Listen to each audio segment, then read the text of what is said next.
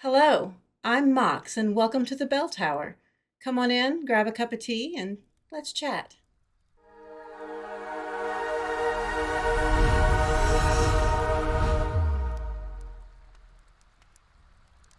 A match flashes, the scent of sulfur in the air.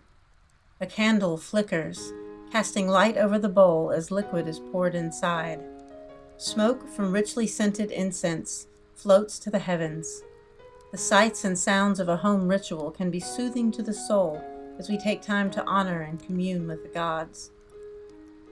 But are you doing enough? This is a question that gets asked a lot. There are a number of reasons why people may worry whether their praxis is good enough, and we'll be going over several of them today. These points are broadly applicable to all pagans, but it is important to note that I am coming at this from a Norse heathen perspective. Some people start out trying to do an elaborate ritual every day or every week, and they burn out fast. That may be you right now, burnt out of spoons, finding yourself without the physical, mental, or spiritual energy to continue at that pace. Some people who find themselves in this place begin wondering, are the gods angry that I skipped a ritual? Will they be mad at me for not being consistently pious? Our gods are not vindictive, nor do they wish to punish us for our difficulties.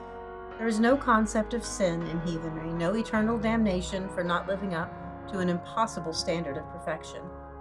If this is where your head is, then I need you to watch Ocean Keltoy's Latent Christianity video, even if you never were a Christian. We all have things to unlearn from the societies we grew up in that can rear their heads in unexpected ways in our pagan lives. The link will be in the description. Daily, weekly, or even monthly elaborate rituals are not required. Would it be great to do something for the gods every day? Of course! You can absolutely do that if you want, though it is certainly not required. But that something can be as small as incense offered up with loving thoughts, a bit of water offered in your offering bowl, or a prayer said on your daily commute. The real secret is, large, elaborate rituals aren't necessary. Simple, daily acts can be just as meaningful. Ancient heathens likely embedded spirituality so deeply into their day-to-day that the things they did wouldn't have been called a religion. It was just part of everyday life. So take that to heart. Embed your spirituality so deeply in your life that it's as routine as putting your socks on in the morning. Routines, done with intention, become rituals. Do you make coffee or tea when you wake up? Pour some out into an offering bowl and share a sip with the gods. Have some free time on your commute? Say a prayer to the gods. And while we're on the subject, contrary to what you may have heard, yes, heathens do pray. That religious act is not limited to the larger, more well-known religions that a lot of us grew up in.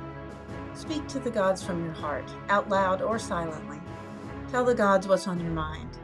Talk to them about your goals and insecurities and thank them for what they have done for us, from personal blessings to the gentle rains that water the crops. But what if you really don't have the energy or ability to do something every day or even every month? I know I've been there. The darker months are not kind to me, and I struggle to maintain a practice at all during those times. The short answer is, be kind to yourself. We are limited beings, and we can only handle so much. Take advantage of the days you feel able, and maybe do something small, like prayer or incense or libation. If you are struggling with mental health issues and can't come up with the words to pray, Wolf the Red has shared a mental health prayer he wrote to Thor, Air, and Hel in the whole Discord server. There's a link in the description. The prayer is short, to the point, and certainly helped me during those times when I was so down I couldn't manage to find the words to express what I needed. If your difficulties stem more from a physical limitation, think about what it is you can do.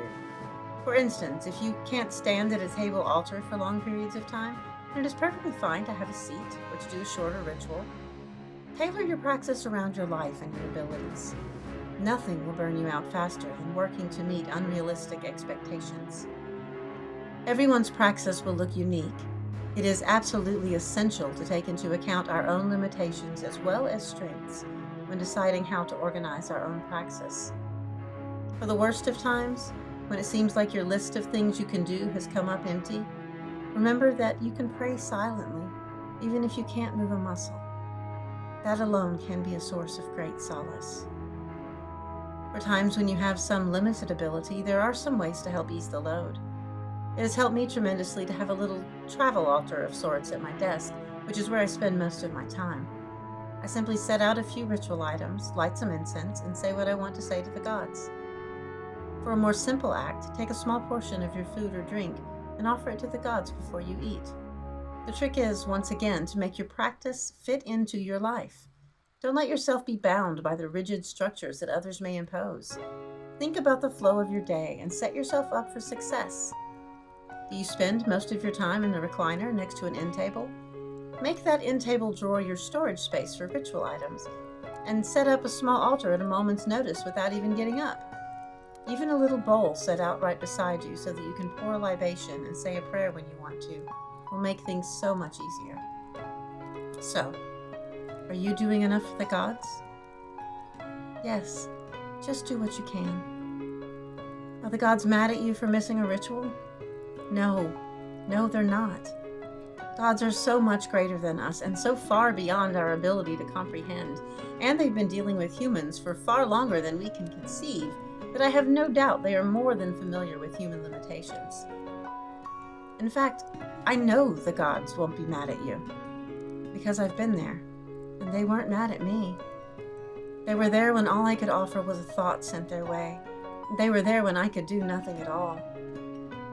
And when I was doing well again, they were there waiting for me, and we picked up right where we left off with an even stronger bond, as they had helped me through the tough times.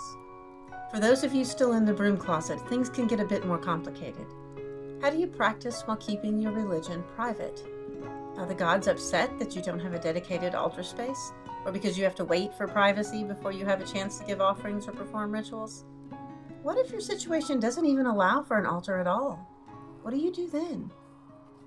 Well, there are several things you can do, and yes, I'm going to bring up prayer again. Offering a prayer to the gods can be done quietly in your head as you go about your day, and no one will be the wiser. If you feel you can't leave offerings out without prompting unwanted questions, try something more simple. Pour a glass of water, leave it on your nightstand, and offer it to the gods. In the morning, pour it out. You don't need an altar to practice heathenry. You don't need fancy idols and special candles, as cool as that would be. Take a walk and offer some water or wildlife-safe food to the gods. Or you could fill a glass of water at the sink, offer the water to the gods, and just pour it out right there. That's a very innocuous action that few people would question. And if they do, you can just say it wasn't the right temperature or you were rinsing out the glass. No one is owed an explanation of your religious praxis. There is no commandment to tell the world about your faith. The gods will not be angry if you choose to keep your beliefs and praxis to yourself for now. Offer when you can, how you can, and do little things as you go about your life to continue to honor the gods and foster the bonds of reciprocity. Now for the tricky bit. What if you made an oath to perform ritual at a pace you can't keep up with? What if you're about to break an oath? What if you already have? Oaths made under duress or as a child don't count because that's not a valid way to enter into a contract, which is what an oath is. Looking at you, Christianity. But oaths are serious business, and breaking an oath does have consequences. Your honor, your worth are all tied up into your word, the oath. You made an oath, a promise, and you broke it. That can and will do damage to your relationship with the gods, just like it would if you broke your word to a friend. That doesn't mean that there's no hope. There is still a way to repair that relationship. Go to whatever gods you made the oath to, admit you messed up, and offer a peace offering of sorts to them. Maybe you can offer to make offerings at a pace you feel more comfortable keeping up with, or you could offer to perform an act in their service. But bear in mind that an offering given does not make the breaking of an oath go away. It may take time for you to earn back your worth or honor in the eyes of the gods. My suggestion is that you don't make oaths, and if you must, build in safeguards into the words of the oath itself to allow for a way to make up for shortcomings should you be unable to fulfill your oath. Wolf the Red has a great video on oaths that I highly recommend you watch. It has a lot of useful information if this is a road you find yourself on. Moving forward, take your praxis one day at a time. Rebuild that relationship. Do what works for you and your relationships with your gods. But don't jump headfirst into any more oaths over it. Take your time. Feel out what works for you and be patient with yourself if that means your praxis looks different than you had anticipated. Overall, remember to give yourself grace and do what you can. The gods do not demand a specific frequency of offerings. Don't compare your praxis with others and expect it to look the same. Everyone is going to interact with the gods in their own way, unique to their relationship with them. Prayer is always available to reach out to the gods and foster that connection, and there are little things you can do when spoons allow, even under the most trying of circumstances, to continue fostering the bonds of reciprocity. If you still have questions and would like to find a place with a bunch of pagans all learning and growing together, join the Hold Discord server. The link is in the description. It's a wonderful community run by Wolf the Red and Ocean Keltoy, and you'll find me there too. I look forward to meeting you. A huge thanks to my patrons for their support and encouragement. If you would like to join my Patreon and come chat with us in our private channel in the Hold, the link is in the description. Thanks for watching, and until next time, be kind to yourself.